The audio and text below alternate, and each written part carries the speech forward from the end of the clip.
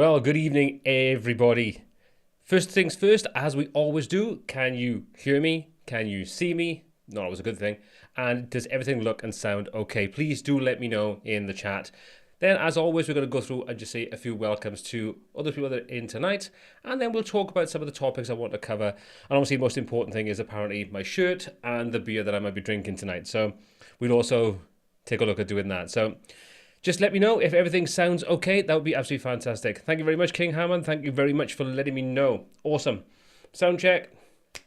Fabulous. Thank you very much. Okay. So first of all, let's get the most important things out of the way. T-shirt is the same one I had on the video today because for continuity I had to have this on for a video I recorded over 2 days. Beers, tonight we're on the Jaipur. Probably said that totally wrong, but hey, you can see what I'm talking about. That's the most important thing. So that's what we're on tonight. So hopefully, wherever you are in the world, you're first of all safe and everything is okay with you guys. And secondly, that if you are able to, you can have a beer and join in the conversation tonight. Okay, so let's take a little look at who's in, say a couple of welcomes. As always, if this is your first time on a live stream, please do hashtag new. If this isn't your first time and you've been here before, then by all means do hashtag old. Just lets me know who's new in and who's a regular. Although, let's be honest about it, I probably know most of the regulars because you are regular. So, let's take a little look. What do we have? First of all, let's just say a couple of good evenings to see who we've got in. So, let me just quickly say the welcomes. Let me scroll back up because there's a very, very long list of peeps in tonight. So, first of all, let me just say Stratos Tutorials, as always, it's a pleasure to have you here. And as I say most times, because Stratos joins me most live streams, if you haven't checked out Stratos Tutorials on YouTube, please do that once this live stream's finished or while we're talking and having a conversation. There's some great tutorials, always releasing great content. Going to have him on the live stream in the very near future once things settle down with being a dad. And just give him some love. Check his tutorials out. He's doing a fantastic job. And I think we all need to be looking out for all these new creators and give them our support. So please do that if you've got 5 minutes to spare. That's Stratos Tutorials. Thank you very much. Okay, Anthony T, good to see you in this evening. Jose Fernandez, good to see you in as well. Stratos, we've already said good evening to you. You've already had your shout out, so that's all you're getting tonight from me. I'm not joking. Gary Williams, good evening to you from Indianapolis, Indiana. I'm sure it's a damn sight warmer than it is here in the UK right now. King Hammond, good to see you in as well. Thank you very much for joining. Yanis, sorry about the bad news you've had today, but thank you very much for coming in and joining in. It's absolutely great to see you. John Fairest, good evening to you, sir. And I'm just going through all the different names that we've got inside here. Joint Dr. Hoffman, good evening to you. Thank you for joining in. And who else do we have? John Davis. Just to answer your question before I go any further, will I still be doing the video on Use It Full? I think that's what it's called. Use It to Full. I still can't get the name right. Yes, I will be doing a video on it. I will try to get it out tomorrow, but as you can probably see, there's been quite a few videos done this week alongside some of the other things I've had to do. But I would say I will be trying my best to get out there. But if you are in the market for what that does, and I'll talk about this a little later on, just grab it. It's actually very, very good. So I'll just say that for now, and we'll talk about what I'm talking about maybe a little later. Mark Shan, good evening to you. Right, I'm just going to put this out on screen because I can never say this one. But good evening, and thank you very much for joining in. We're going to call you V Productions from now on because that's much easier for me to even get close to pronouncing correctly. So good evening to you. And Nomax, good to see you in as well. Ian Bateman, always a pleasure. Jasmine Mib, thank you very much for joining in tonight. It's great to see you. I'm going to say this one as well. I have no idea how to say the first one. So, good evening to you. One up for the beer t-shirt, black and white test. Well, what can I say? You're almost right. Black t-shirt and more pink than white, to be honest. But close. Relatively close. Technobaz, always good to see you in as well. And okay, I'm going to say this, and I hope I say this right. Delian, so that's another Greek in. That's 3 Greeks we've got in tonight. So, awesome. Obviously, there's not much going on in Greece tonight. So, thank you very much for joining in. Tieka van Rensburg, good to see you in from South Africa. David Orff, always a pleasure to see you. TLC Online Channel, again, good evening, and thank you very much for joining in from Southampton. Kenneth, good to see you in as well. And who else do we have? Insight Before Action, always a pleasure. Thank you very much. Ronald, great to see you in. Rich, thank you for joining in. Hope your little boy's doing okay tonight. And if you need to shoot off, we totally understand. Christoph, good to see you in as well. Sebastian Webb, good evening. Wow, so many. Awesome. Marcus, good to see you in as well. And we've got quite a few olds in. Always good to see some news. Jenny Klein, good to see you in as well. Thank you very much for joining in this evening. Oliver, good to see you back on the stream. Old and regular. John, well, we're all old and regular. Well, I hope so anyway. Brabro Michael, I hope I said that right. Third time, thank you very much for joining in. Fabiron, old, good to see you. Well, thank you very much for everybody for joining in. John Hussey, Els, always good to see you in. Thank you for joining in tonight. Again, I hope everything's good with you, and you know what I'm talking about. Altamash, good to see you in as well. Juraj, I hope I said that correctly, from Zagreb in Croatia. Now, see, I should have been, actually, we were going to Zagreb last year, and our flights got cancelled because of COVID. So I absolutely love Croatia, and I've said that before, so this isn't something new. So I can't wait to get back out there and hopefully take our little boy out there for his first sunny holiday. So good evening to Croatia. Love the place. Altamash, good to see you. Jose Fernandez. Okay, good evening. Now, I'm going to say, please correct me if I'm wrong. Are we going to go for George? I hope that's right. If not, I do apologise, but good evening, Germany, and you've got a lot to answer for with this Google fonts. That's all I'm going to say. We'll just leave it there. Okay, David Dennis, good to see you in. Greg, thank you very much. Okay, right. Let's start off with the topic that I covered in today's video, because I think this is something that has raised a few questions, and I think it's worthwhile sort of having a chat. This German court ruling. Let me just pull the screen up so you can see what I'm talking about. So this is the German court ruling that I believe at the end of January or around that point, because when you have Google fonts on your website, part of that is you have to make or the website makes a request to the Google servers to get the font to display it correctly. And part of that is it sends the IP address over. And as we know, Google is in the market of your data is its most prime resource. That's what it makes its money on.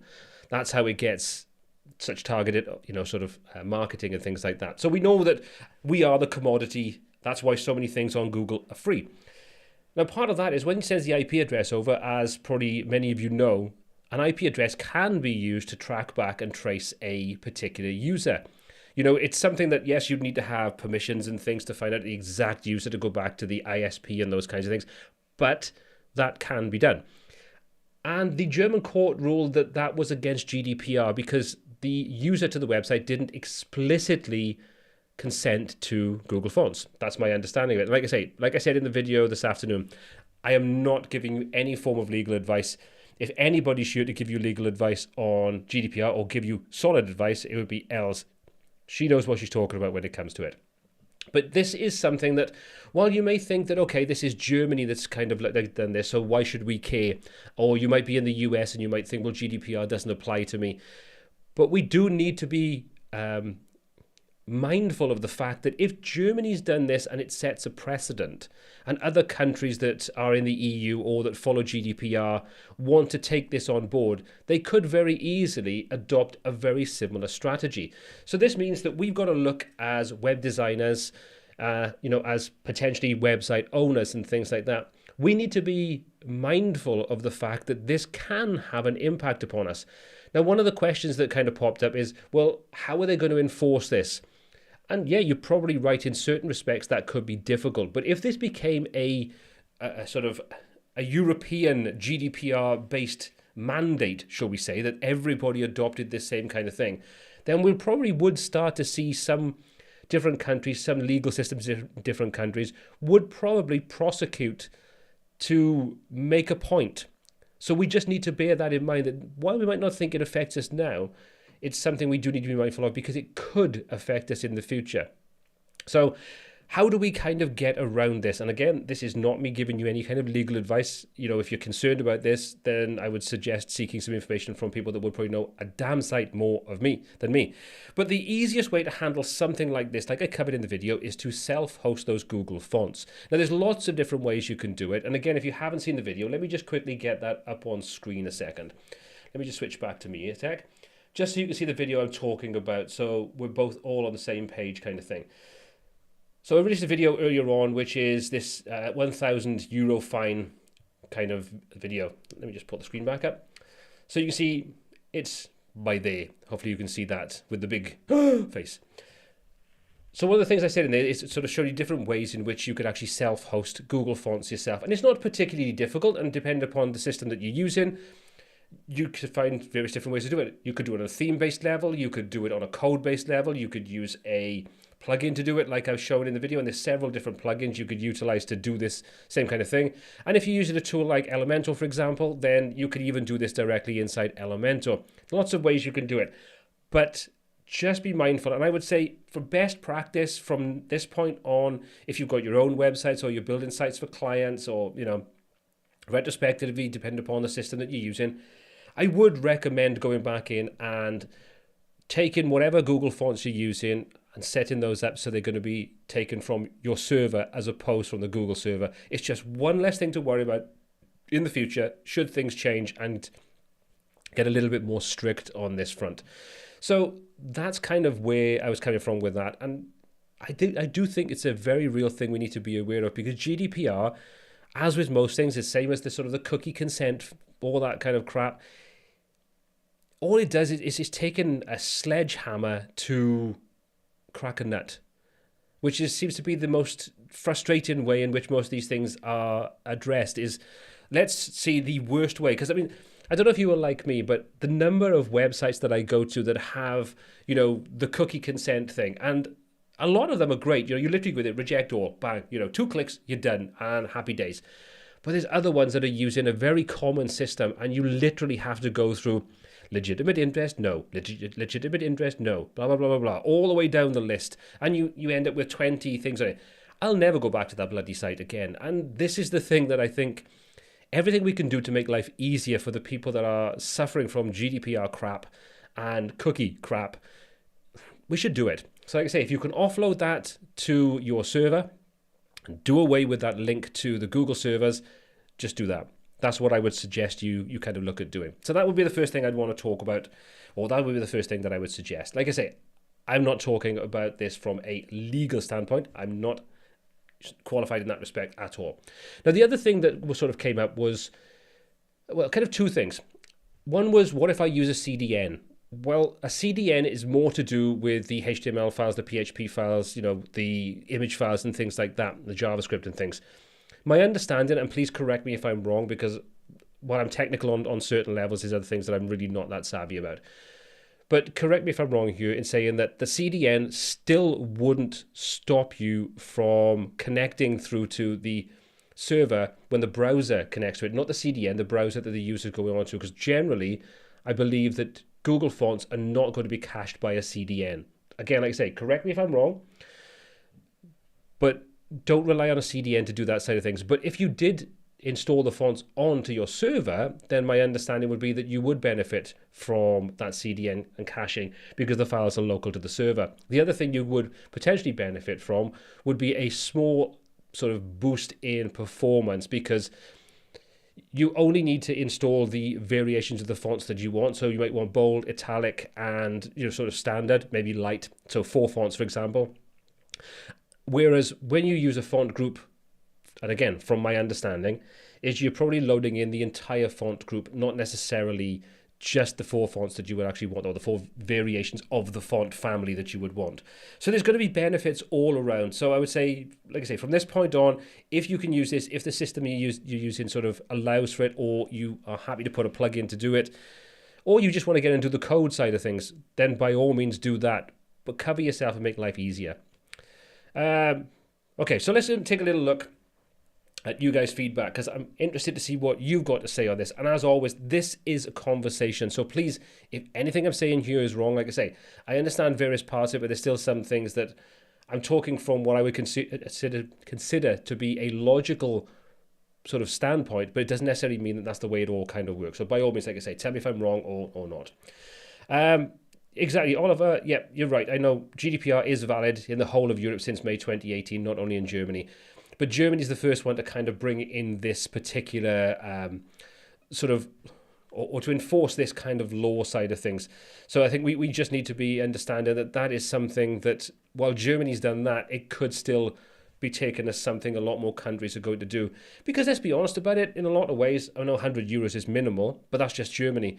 There could be €10,000, and it could be a case of, well, this is a good way to make some money. We'll just go after some different companies, some individuals, make a sort of like a point of this particular thing, and that way you kind of get, you get small people getting screwed over just to make a point, and money going into the coffers.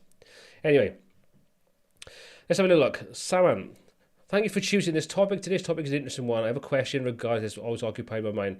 By all means, if you want to sort of pop that into here, I will do my best to answer that. If anyone's got a specific question to the topic we're talking about, do hashtag question or hashtag Q, capital Q, so I can kind of see what you're kind of talking about, and just I can sort of try to address those as we go through.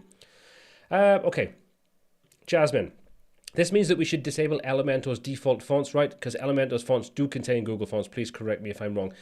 You can disable the Google fonts if the Google fonts inside Elementor.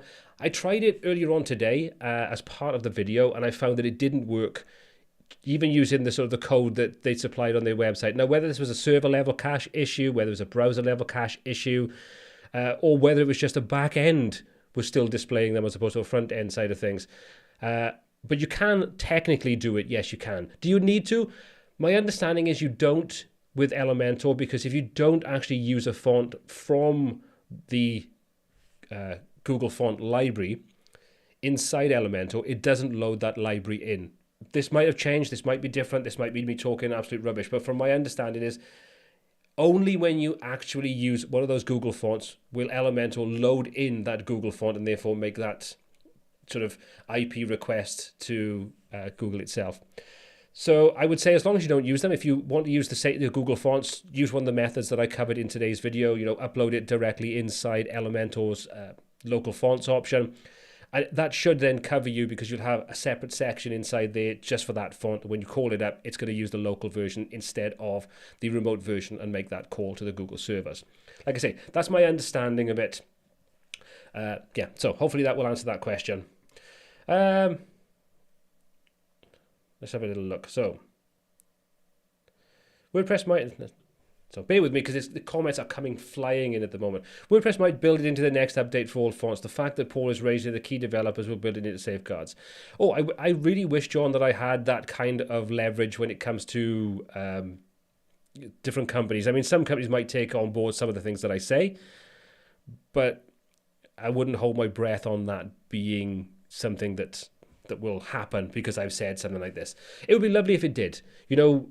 I think a lot of good quality themes will have this ability. I mean, I know with Bloxy, and I reference Bloxy because, as anyone knows, that's one of the themes that I actually use, or one of the only themes that I use. Inside there, you can, with the Pro version, you can use Adobe Typekit fonts, you can use custom fonts, and you can use Google fonts. And you'll store those locally, so you can upload those and use them locally.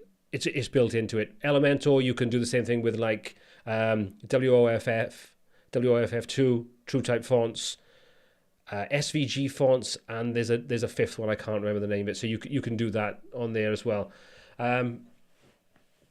So that would be the easiest way of doing it with one of those kinds of tools anyway. Mark, wouldn't that be a lovely thing?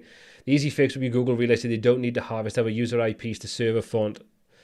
But unfortunately, we are the commodity, and that's why we get so much free software from the likes of Google, because our data is worth more to them than the cost of running servers with things like YouTube, with things like Google Fonts, the suites, G Suite, those kinds of things.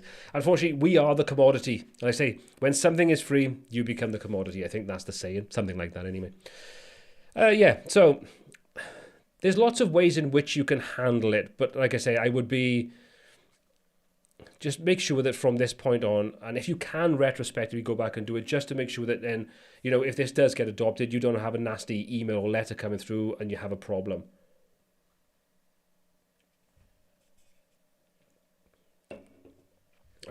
Wouldn't that be good?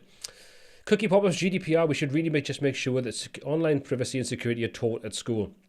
I still think there's probably lots of better ways in which we could handle online security than the way it's being done, especially for things like GDPR-based stuff and cookie consent and stuff like that, because it really seems so badly thought out. It's a case of like a gut reaction of, oh crap, we need to cover ourselves for this. What can we do? Let's just do it that way. And then a business builds up around that, and we get third-party plugins and services and all these kinds of things that we suddenly have to start spending money on. Yeah, it's a pain. One of those things that it's quite difficult at this point in time to be kept up to date with all of the things you have to do if you were sort of doing web design for yourself, where you're doing web design for clients, paid work, those kinds of things. It used to be a day that you could be a good designer, craft a good website that was fast loading, and that was your job done. These days, it feels like there's at least 50 other things that we need to sort of wear hats for just to be kept up to date.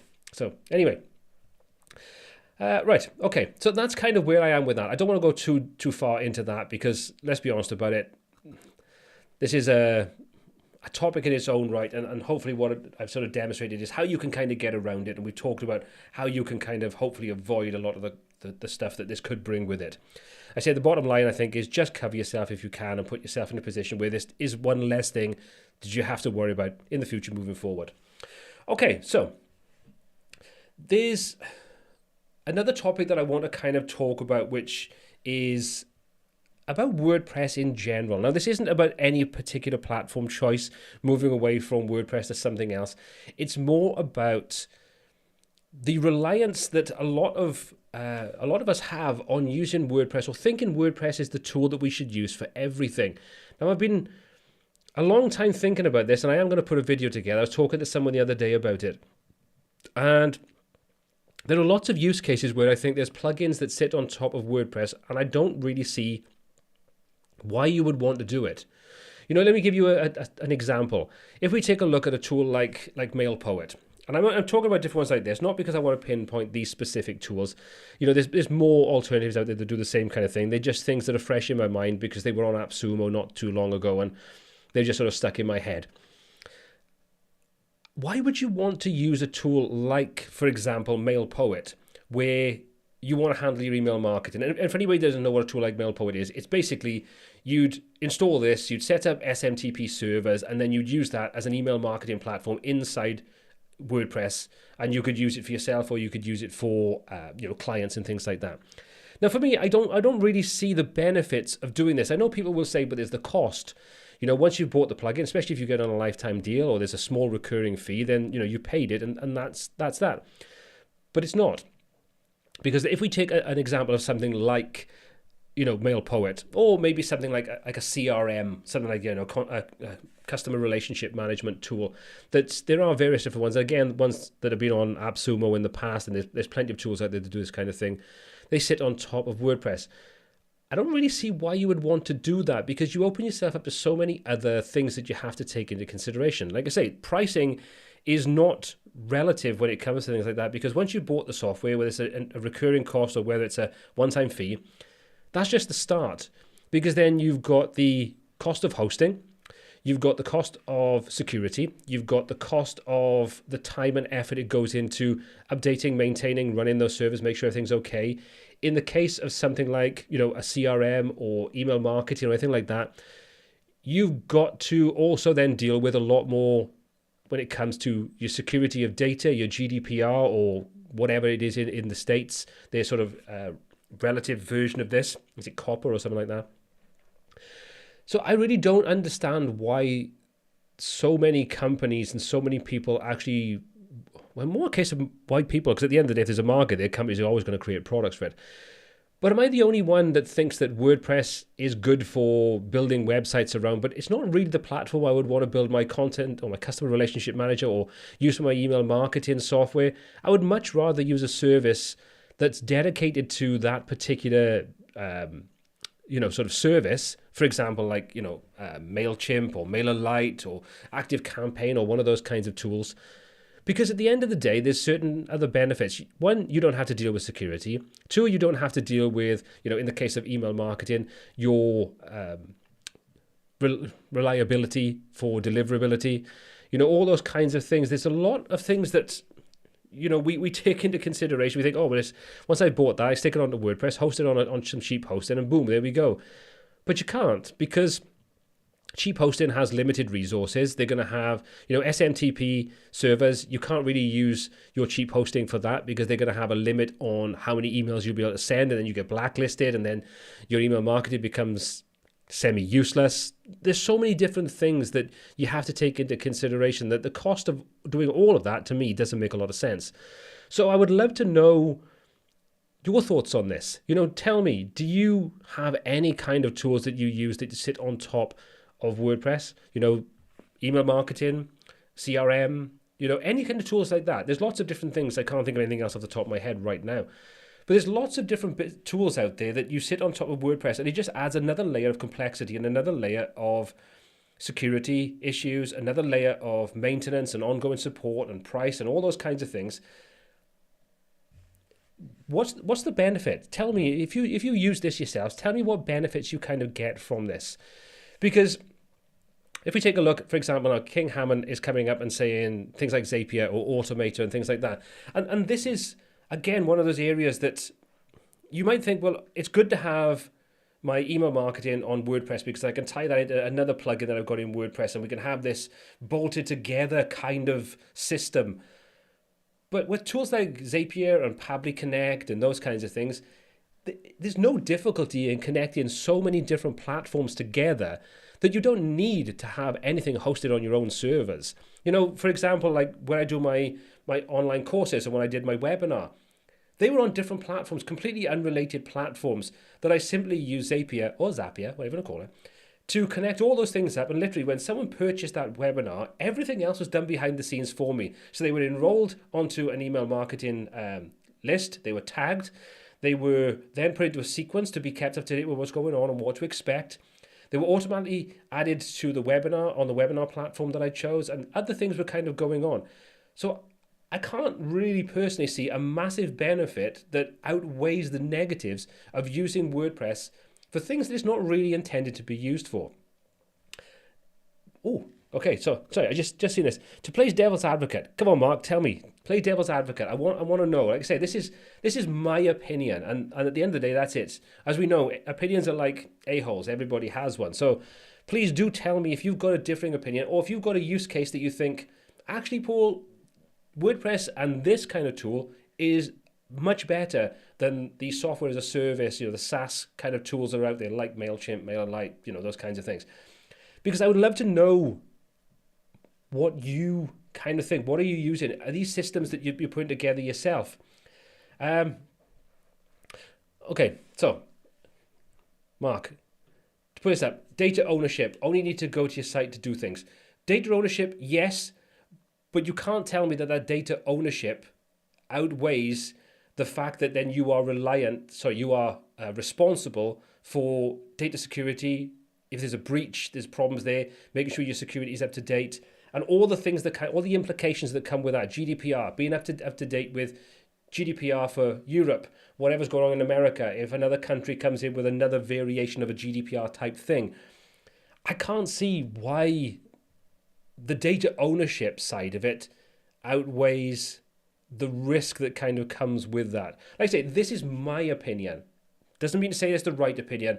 It's just I don't want that all the onus put on me to make sure all of those things are in place, especially if you're using multiple different tools inside WordPress. So a CRM for one thing, maybe an email marketing somewhere else, and you want those to talk to each other, and each one has to store the data.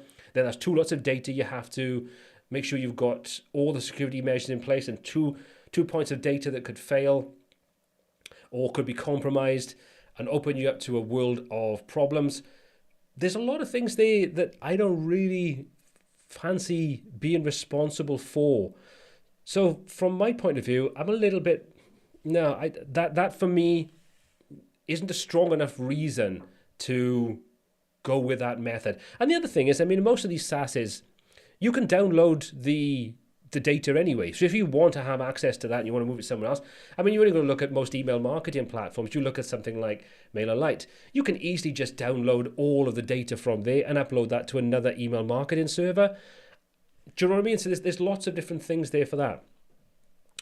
Okay. Oh, Mark, is this fighting talk? Mark? but you're happy to trust a stranger with it. Not really. The difference is, and again, please correct me if I'm wrong here, but when I looked at the GDPR, and I'm using GDPR because let's be honest, it's the one that affects most of us based in Europe. When I kind of looked into GDPR, there's the problem with that is, the benefit with having another company that handles it is that they are the ones responsible for that GDPR or that data, that security and those kinds of things, not you. Whereas you put that onto your server, even though you're renting the server from someone else and it's in your software, you are responsible for that data. So, well, there's no, I don't think there's any perfect scenario here. I think there's benefits to one over the other. For me, I would stay away personally. I do stay away from self-hosting a lot of these kinds of things. I just don't want the risk and the hassle that goes with it. Oh, right. Until they go bust. Yeah, well, I mean, let's be honest about it. Any company can go bust. The hosting company's got your website can go bust. You know, all these things can happen. Right, so Mark, and GDPR. Don't you have to think about your own policy if you are sending client data out of the EU? Again, like I say, I'm not a GDPR specialist. I'm not in any way offering legal advice. But my understanding, and I'm sure if Els is still here, she could probably correct me on this one. And like I say, please, if anybody knows this is right, please correct me. Let's just say, for example, that you are connecting up to, let's use MailerLite as an example. And that server, let's just say that's in America. So that's outside of GDPR. So it's been sent somewhere else. My understanding is if you are using, obviously you want to use a secure connection, using your webhook and API to connect those things up, that once that data is transmitted over there, which obviously you need to have SSL to encrypt that data, and you should have anyway. Once you've sent that data over there, it's under their GDPR policy or their data policies, whatever the data thing is in whatever country they're located. So again, my understanding, doesn't mean to say I'm right, my understanding is that it's their responsibility because you are just basically connecting your form sent via secure connection to their server, which has encrypted data on it. So my understanding is that the responsibility, once the data gets there, is their responsibility. Obviously, your responsibility if data is being transmitted, you don't want to do that with an insecure connection. So you need to have SSL or some form of data encryption to send that over. But that's my understanding of it. Like I say, I'm not giving you legal advice in any way, shape, or form. My sort of thought on this is more a case of I don't really want to be handling all that data locally, and I don't really think WordPress is the right platform to be sticking all these tools on top of. It's enough of a pain in the bum just to keep it up to date on a normal website with Elementor and WooCommerce and things on there without adding in a ton more responsibilities on top of it. But that's my take on it. Like I say, I enjoy these kinds of conversations where you can chuck different ideas back at me. You can come with opposing opinions. That's all awesome. Okay, what else do we have? Exactly, Mailchimp servers in the US. So, let's have a look. David, you could be held responsible for your actions. So if you choose to have someone else host your client data and they have a data breach, then you could be held responsible. Is that based everywhere or is that specific countries? Because my understanding originally was that because you were basically the data stored on their servers and you don't actually see or touch the data, well, other than the email address and things, I suppose, when you're actually logged in there. Okay. So I'm going to go to Els because Els is pretty knowledgeable when it comes to this. This is part of her wheelhouse. So I think this is a misconception. You collect the data, you're responsible for the processing. Okay. Well, I didn't want to get a GDPR. Anyway, that's not the point of this. Okay, so Jim, the data protection laws. If your site gets hacked and personal data is stolen, you could be at risk with very large fines. Exactly, and like I say, this is part of why I don't really want to have, I don't want to have that data stored on my servers.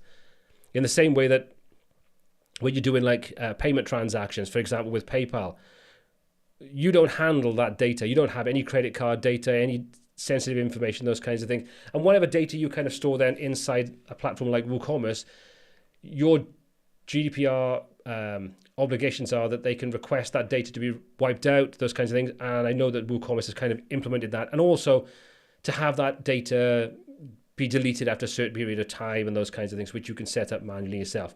But anyway, let's not get sidetracked into GDPR law. Like I say, I am not offering you legal advice in the slightest. I'm more about the fact of why I particularly don't want to have my services, key services like my learning management system, my shopping cart, those kinds of things, any of that data held on my servers. I'd rather have that somewhere else. Okay, let's have a little look. All right.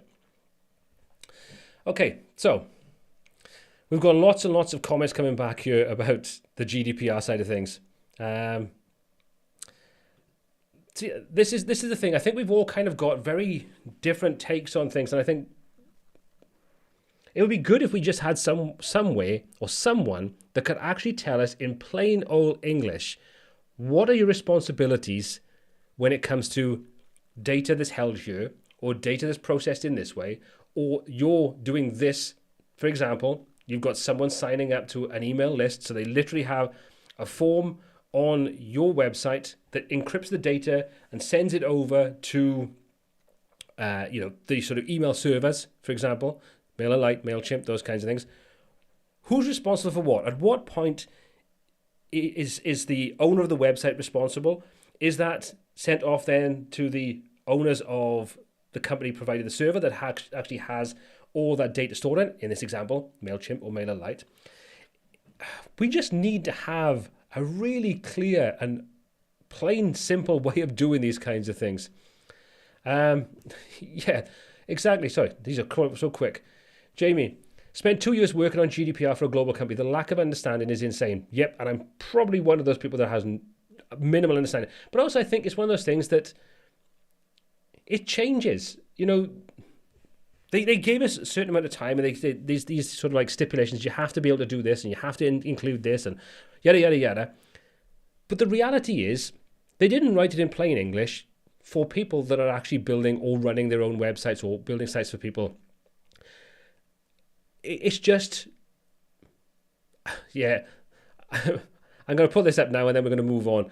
Paul, you're in a minefield, yeah, and I'm just digging a bigger hole to put my foot in the next mine, I think. Right, we're going to stop talking about GDPR right now. I'm going to go back to my original topic, which is I much prefer to use software as a service tools to handle different things like this, partly because of the very reason we're talking about right now. We'll leave it at that. Okay, right, so let's go back to the original topic. Do you prefer to use tools like content management, like CRMs, like email marketing tools, things like that, on top of WordPress, or for whatever reason, would you prefer to use a software as a service like Mailchimp, MailerLite, HubSpot, those kinds of things? What's your preference? For me, I really just not a big fan of sticking things on top of WordPress when they don't need to be. Okay. Right. Riviera Kid, thank you very much. Let's just get some sanity back into the conversation. That's all we're going to say. Okay. Let's get rid of that. WP Tonic. Hi, Paul. We're discussing this story on the WP Tonic show tomorrow morning.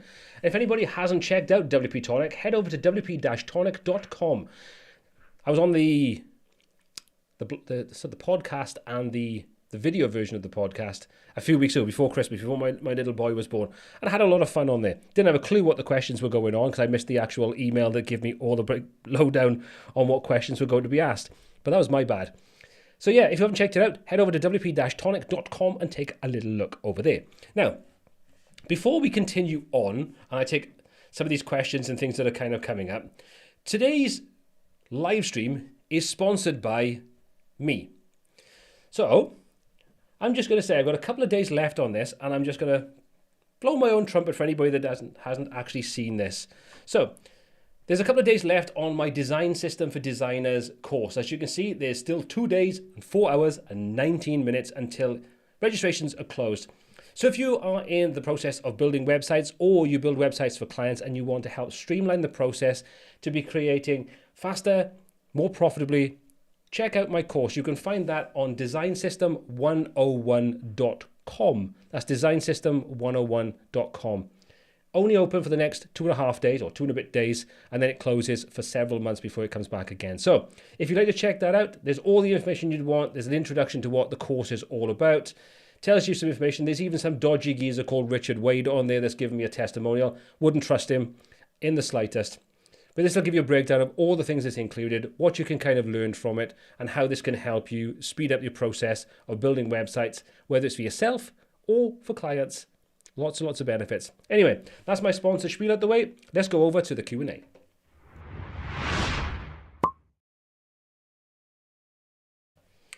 Okay, so I'm going to open the floor up now for the next 20 minutes to the end of the live stream to just what comments, what questions you want to ask, unless it's about GDPR. If it's about GDPR, forget it. I have no bloody clue what I'm talking about. So, Wiki Designs, good to see you in. Hope you're doing well this evening. Hope you're having a beer, same as me. We are noticing that when we're making monthly client updates that more and more things are breaking on complex websites like memberships and e-commerce. I'm assuming this is probably in relation to the comment about having things shoved into WordPress. Hopefully I'm on the right track there. If I am, just please do a hashtag yes, so I know that I'm on the right track.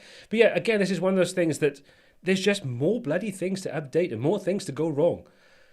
And I can't be bothered about that kind of stuff. It's like, life's too short. If you're running a business, let's take, for example, now, let's take the webinar software that I use, which is the shopping cart software that I use, and now the training platform, the video training platform.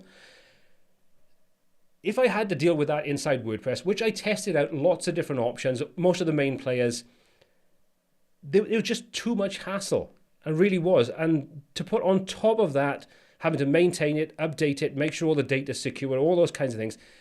In my book, it really wasn't worth the time and the hassle to go with it. I put together courses. I can get a course up and running. If I've got the content created, a day I can have everything done. The sales funnel, the shopping cart, the pricing structure, split payments if I want to do it, drip feed, full course access, membership access, all those kinds of things, all inside one platform. And I don't have to deal with anything outside that platform. If I want to connect it up to do dedicated email marketing, I can connect it up directly inside that platform to MailerLite, to InCharge, which is another one that I use, ActiveCampaign, all those kinds of things. When you're kind of doing these kinds of things to make money, I think when you tag these on top of a tool like WordPress, you make your life more difficult.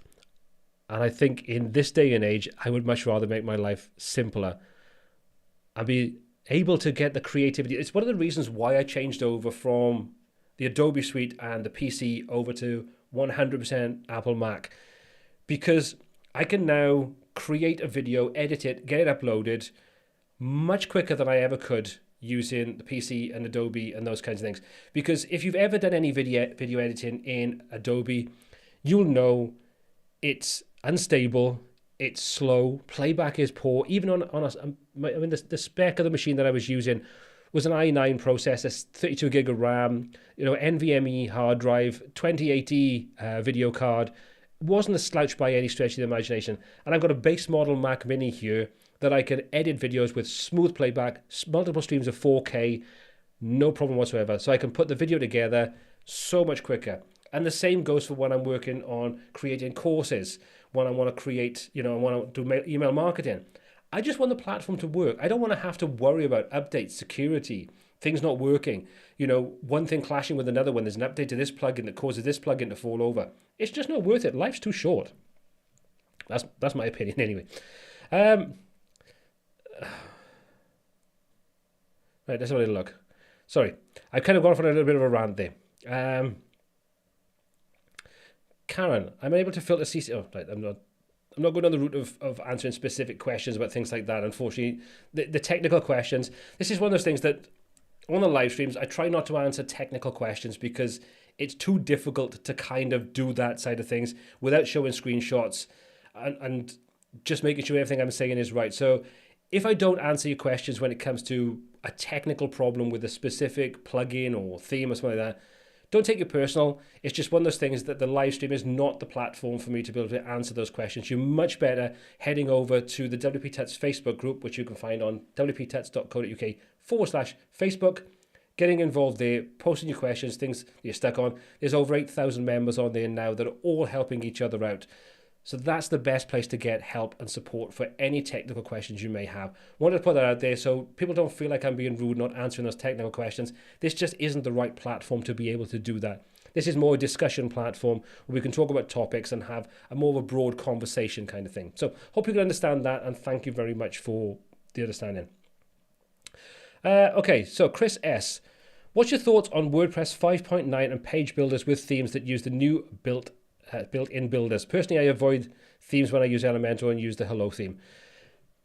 I think it's a difficult one. I mean, the question always comes back, is like, oh, is Gutenberg going to kill page builders, and page builders are going to die and they're not going to be around forever, blah, blah, blah, blah, blah. Let's be honest about it. Everything is a cycle. So while right now page builders are the thing and Gutenberg is still considered like to be that poor stepchild that no one really wants to use, that will change. You know, full site editing, I've tried it. I don't like it. I think it's really clunky, and I think it falls down on the same area that a lot of other... everything still work on the stream? For some reason, everything's kind of got a bit funny. Okay, so can you just let me know, first of all, if everyone is still seeing... Oh, there we go. We're back now. For some reason, it just dropped to being one person in the stream. So anyway, where was I? Oh, yeah, full site editing. So, I mean, for me, full site editing is one of those things that it still suffers from a lot of the same problems that the other aspects of Gutenberg suffer from, which is you've got such a disconnect between the front end and the back end, which is really difficult if you're a designer. It just doesn't work that well. So I think by bringing in, you know, full site editing in the same kind of vein, yes, it opens up more options, but I really think it's still got a lot of work. Will it get there? Yes, it will get there. Of course it will. But right now, it's just too bloody clunky. It really is just too clunky. You know, so it will have its day. It will have its day. Just not yet. Okay, so we've got 3 thumbs down on today's live stream, which is cool. I can see the thumbs down on you. So let's just offset those a bit. If you're enjoying the live stream, you're getting value out of this stream, please go and hit that thumbs up button to let YouTube know that we like this kind of content, and also to tell those 3 people that put the thumbs down that maybe they're in the wrong place. They shouldn't be here if they don't like the content. Hit that thumbs up button. If you want to hit the thumbs down button, hit it twice. You know the rules. Okay, so that's a little bit about that side of things. So we've got just over 10 minutes. Chuck some questions at me. Like I say, not technical questions about how do I build a website with a potato or something. Give me some questions that I can actually realistically answer in a couple of minutes. Okay, let's have a look. What we got? Jeffrey. It's exactly like e-commerce. It made sense to build your own, but then services like Shopify changed the entire landscape, making it safe to build and maintain your own platform. Absolutely. You know, as a shop owner, let's just say, for example, now that I want to build an online shop and I want to sell, I don't know, widgets. I can go down the route of building the website and maintaining it and doing all those kinds of things and trying to run the business at the same time and trying to keep everything up to date and all those kinds of things.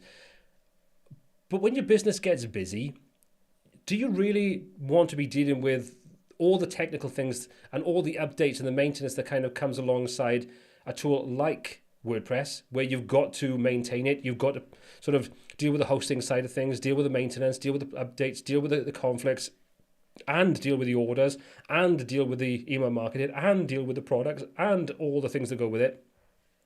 Or do you want the platform, the tool, to get out of the way and just let you make sales, manage stock, and add new content? For me, I would much rather do that because I'm more effective. I'm potentially making more money. Yes, you can offload this to someone else, and that's what a lot of businesses do, and that's how web design companies and things like that, that's how we make money. But I don't want to combine the two. And this, I think, is the underlying thing that I'm trying to get at here is, if I'm doing it for myself, I want the tools to get out of my way and let me do the job that I want. So going back to like the training platform, I want it to make sales, and I don't have to worry about that. I just want to see those orders coming in, and I don't have to worry about connecting that up to the learning platform, connecting it up to a payment gateway, connecting it up to all these other bits and pieces. I want to literally set it and forget it. And putting tools on top of WordPress I don't think it's necessarily the right way of going about it. But anyway, what else do we have? Michael M, good evening. Thank you very much for popping in, and thanks for enjoying the stream. Okay, Jim Carling, you're an absolute gentleman. Thank you very much for signing up to the course. Hopefully you'll enjoy it, you'll get a benefit from it, so thank you very much for your support. Stardust, personally I think the thumbs down is for misleading videos, not if you don't agree or like the content. Because if you read the title, you know what it will be. Stardust, in all honesty, it's one of those things that I always kind of felt that if I didn't get a thumbs down on a video, I'd done something wrong. So I think as any kind of creator, you get to the point, it's like, it's part of the job, it's part of what's happening. I think the whole thing where YouTube removed those, the sort of the thumbs down things on the front end of the site, you know, I can understand the reasoning for part of it, but I don't really think that it makes that much of a difference to most people. But yeah, it's part of the fun. Exactly, Mark. That's where you hire a web developer. And this is kind of the point that I'm trying to make, probably very badly, is that WordPress is a great platform for the right job. And I built a business around WordPress. Before I even did the YouTube thing, you know, I moved over from my own content management system to WordPress several years before starting doing the YouTube side of things and becoming a freelancer and all that kind of stuff.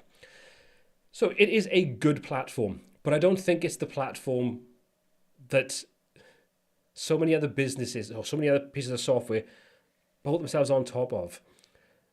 There's just so many things like learning management systems, LMSs. I keep talking about that because it's kind of fresh in my mind because I've been doing a lot of it over the last few weeks. Yes, you can absolutely build LMS on top of WordPress, and there's lots of benefits to doing it, but there's also a lot of negatives to doing it with the amount of resources that takes up. For example, if you're releasing a course and you've got 5 people on there at the same time, it can handle it no problem. But then when you get 500 people all on a course at the same time, and that's ultimately, as a content creator, a course creator, that's what you want. You want big numbers watching your content.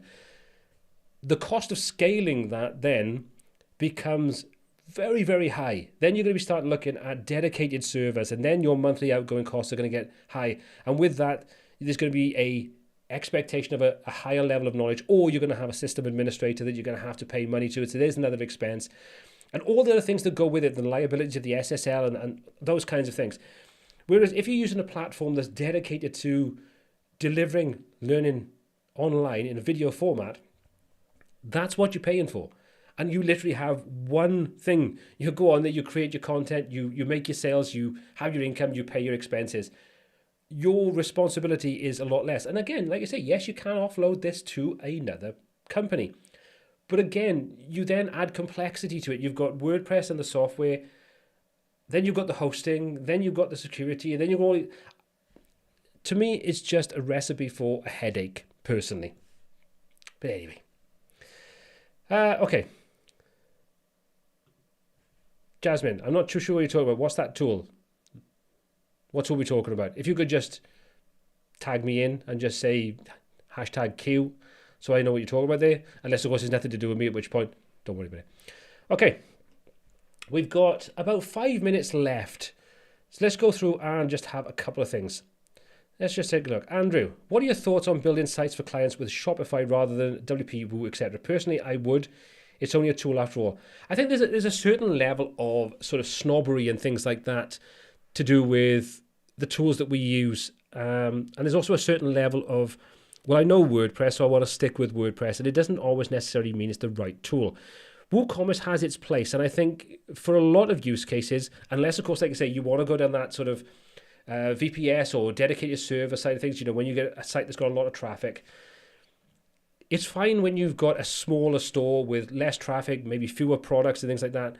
But again, when it comes to WooCommerce, when you want to start getting some of the more advanced features in there, you start having to add expensive licenses for software on top of it. And that's another plugin to install. So you could very easily be WooCommerce plus on top of that 6 plugins, all with the potential to have some kind of problem in the future.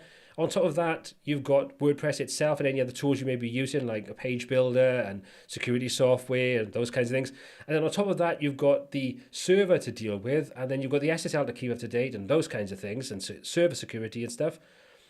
Or you could use a tool like, and I've never used Shopify, so I'm not advocating to use that, or you could use Shopify And the only thing you need to worry about is the design, if you're doing it for a client, and maintaining stock, dealing with orders. All of those other things are taken out of the equation. So there's a time and a place for the various different tools. And I think there's absolutely nothing wrong with using a tool like Shopify, for example, or Webflow, or any of those other tools. There's a right tool for the right job, and WordPress is not always the right tool for the job. So hope that's answered your question anyway. So let's have a little look. I'm not sure what that is, but thank you very much, Esther. I can do what I want. I wish I could do what I want. There's still implications. Okay. But good to see you in tonight, Esther. Always a pleasure to have you join on the live streams. Okay.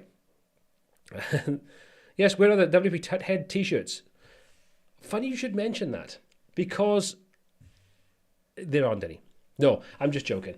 I'm looking at a couple of different ways of being able to set up a online store, whether that'll be part of WordPress or whether it'll be its own dedicated store that'll have the new branded WPTuts t-shirts, the Design Create Inspire designs, as well as a couple of other new designs that I'm kind of working on.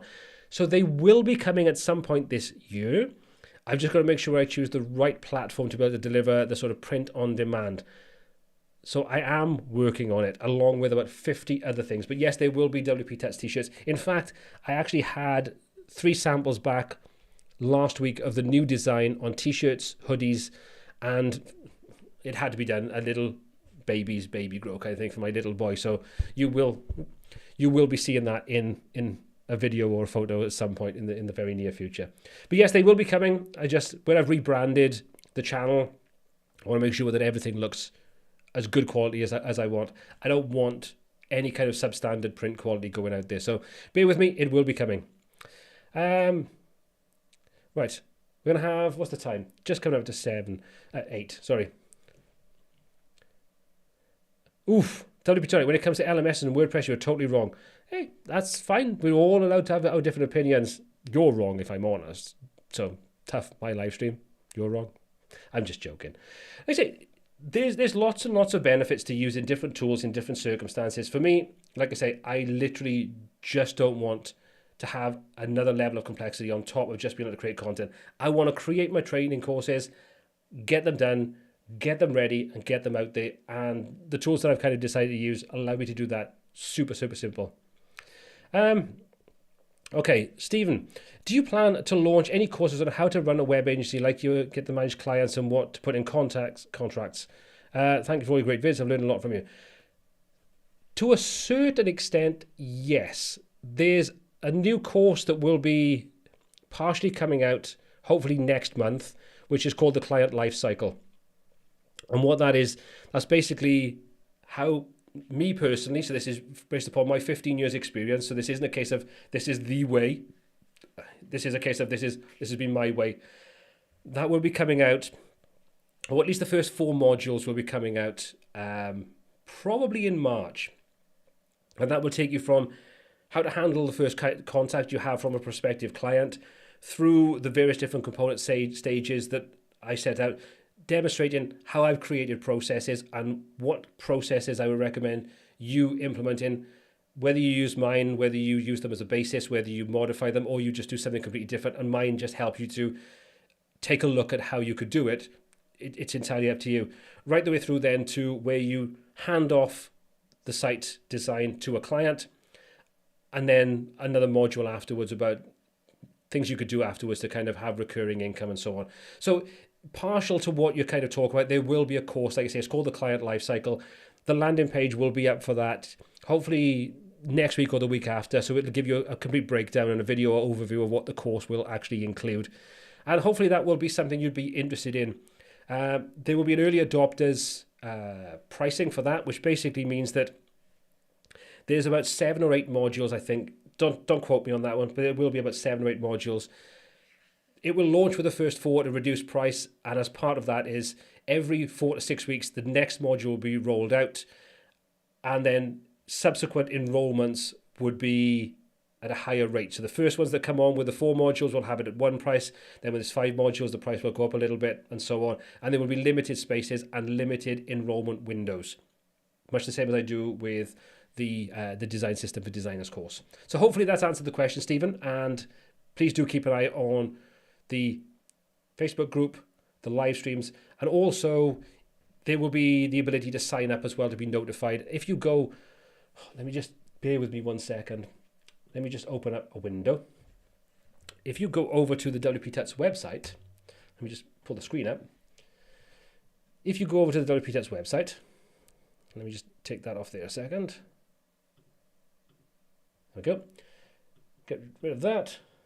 If you go over to courses and you open up the client lifecycle, you can literally just pop your name and email address inside there, and then as soon as the pre-enrollment information comes up, then you'll be notified. You'll be one of the first to be notified before anybody else. So anybody on that mailing list will be notified before anybody else. So you'll have the first bite of the cherry to get onto that limited spaces when the course actually opens up for pre-enrollment. Hope that helps anyway.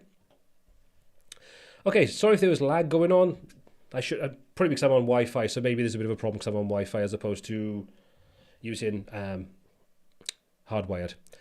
Okay, I'm going to do one more.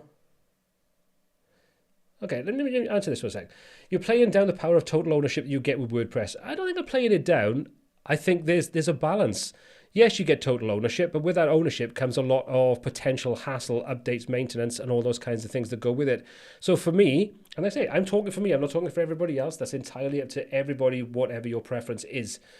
For me, I want to get on with the job of creating content, training courses, whatever it is that I'm talking about. I want to get on with creating that content. I don't want to have to deal with the maintenance, the updates, the security, and all the kind of things, as well as we all know that one update on WordPress can take your entire site offline. I had it literally with the WPTuts website. For some reason on there, if I use Gutenberg on its own, I get a white screen with an error message on it. If I install the Gutenberg plugin, then it works. So don't ask me why, but it's a pain in the butt. But it's just one of those things that it's like, I really don't want to be dealing with that hassle. When I want to create content, I want to literally get stuck into creating the content, not problem find, not dealing with the crap that goes with it. So the ownership side of things, yeah, it's beneficial, but you can always get your data off most platforms, and you can choose what platform you want to use to make sure you get your data easily anyway.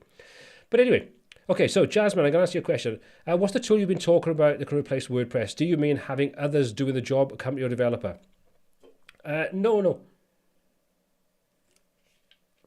What I'm talking about is more a case of WordPress is good at building websites, as in content management websites, simple e-commerce websites, simple learning management system websites. You can go complicated, I know you can.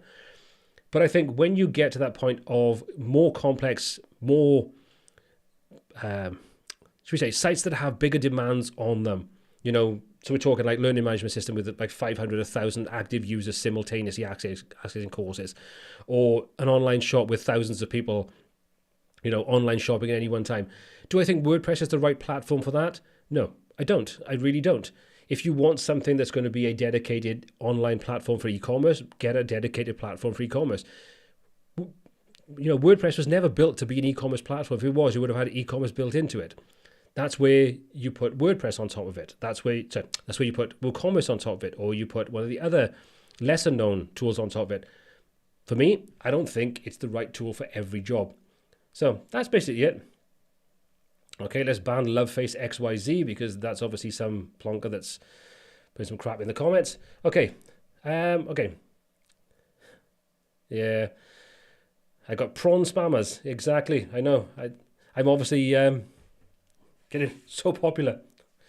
Okay, so let's just say t-shirts with my face on. Good God, no, Mark. That would never sell any.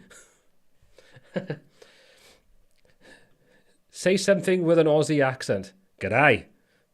That's about as far as it's going to go, so I do apologise. Funny enough, I do have a lot of relatives in Australia, and I possibly would have been born in Australia if my grandmother hadn't actually come back from Australia when she was young. Anyway, let's make Joomla Rules t-shirts. Yeah, let's not. Okay, so I'm going to call it a day there. Hopefully that's kind of been an interesting conversation this evening.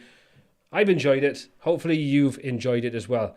Just to wrap things up, Make sure that you head over to Stratos Tutorials to take a look at all the great content he's been putting out. And while you're at it, also do a search on YouTube for Wiki Designs. They've got a great channel doing a lot of great content on Elementor and a lot of other WordPress tools and plugins. So check out their channel, give them some love, hit that subscribe button. Don't forget, if you want to check out the course that I'm opening up at the moment, that's designsystem101.com. As always, thank you so much for joining me on tonight's live stream. I hope you've enjoyed it as much as I have. Hopefully I'll see you again in a couple of weeks' time when we do another live stream. Take care, look after yourself, and I shall see you all very, very soon.